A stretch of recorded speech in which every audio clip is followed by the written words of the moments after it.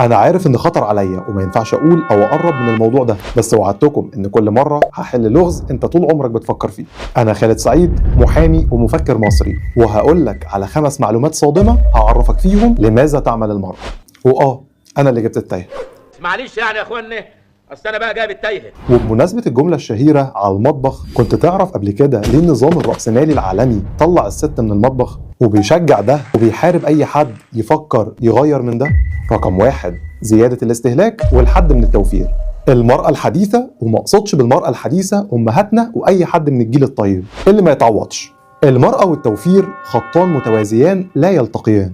المرأة بتاخد المرتب علشان تصرفه كله، إما في الأكل أو تجديد عفش البيت أو في الخروجات أو الحلي أو السكين كير أو البادي كير والمجاملات وميك اب ومستحضرات وأكل وديليفري، وغالبا كل السلع الغير ضرورية. يعني مرتب المرأة هو اللي فاتح بيت النظام الرأسمالي، على العكس من الراجل تماما اللي بيوفر على الأقل نصف مرتبه علشان يتجوز بيه أو يشتري بيه حاجة لعياله أو يعلمهم أو يبني لهم، واسمه العلمي الاكتناز الذكوري. لو فهمت بقى واستوعبت السبب الأول ألا وهو إن المرأة بنك استهلاك، تعال أصدمك وهعرفك السبب الثاني. المرأة هي السبب في زيادة الإنتاج والسبب في زيادة الربح من المنتج، وده ببساطة لأن المرأة بتقبل بمرتبات أقل من اللي بيقبل بيها الراجل نتيجة لقلة الالتزامات الشهرية المطلوبة منها، وبالتبعية توافر أيدي عاملة أكتر بسعر أقل. وفي قانون العرض والطلب، العمالة المطلوبة لما بتكون كتير، أنا كرأسمالي هوفر سعر الإنتاج وهكسب أكتر. كسبت أكتر، هنا بقى يجي دور الحكومات وهي المستفيد الأكبر، وهصدمك بالسبب الثالث والأهم. مكسب يعني ضرائب، وضرائب يعني زيادة الموازنة العامة، وبشكل أكبر لو افترضت أن أنا كدولة عندي 10 مليون ممول للضرائب بيدفعوا ضرائب وتأمينات بقيمة 10 مليون، إيه رأيك لو دخلنا عليهم 10 مليون مرأة في سوق العمل وخلينا العدد اللي يدفع الضرائب يبقى 20 مليون بدل ما كان 10 بس؟ يعني زيادة العائد الضعف.